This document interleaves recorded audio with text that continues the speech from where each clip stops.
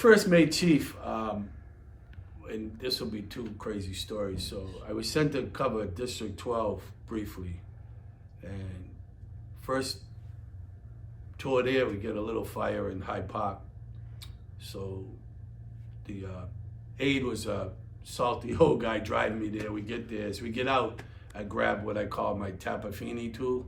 It was this baby Halligan, about 18 inches long, that the only thing it was good for is maybe opening up a can of Coca-Cola. And the driver, Chico, and I can't remember his name to save my life, "Hey, Chief, what are you doing?"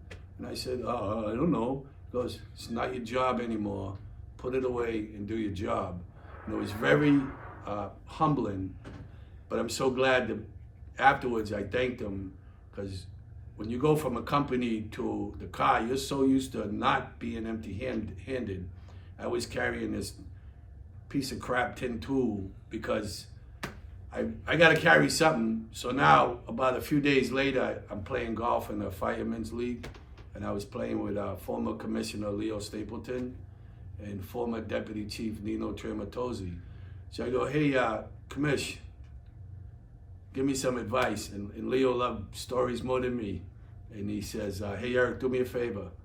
When you turn the corner, no matter what's happening, every window blowing fire, people screaming, hanging this," he's like, "before you step out that car, take a deep breath and act like you've been there before."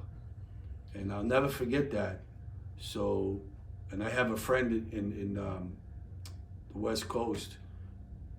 So I'd say, put gum in your mouth, because you can't chew and talk at the same time. And it's a good idea. And then, because once you start panicking as the chief, you've lost your crew. And when you retire, that's what they're like, "Yeah, that guy was a screamer." And I try to tell new officers and new chiefs that little story, and just to give them some perspective of, and going back to Jamaica Plain as a kid, and Mike worked with him, McElhaney. Oh, Leo, yeah. I would hear the guy in the scanner, and you would have thought he was like getting his foot rubbed at a fire. I don't know how else to describe it.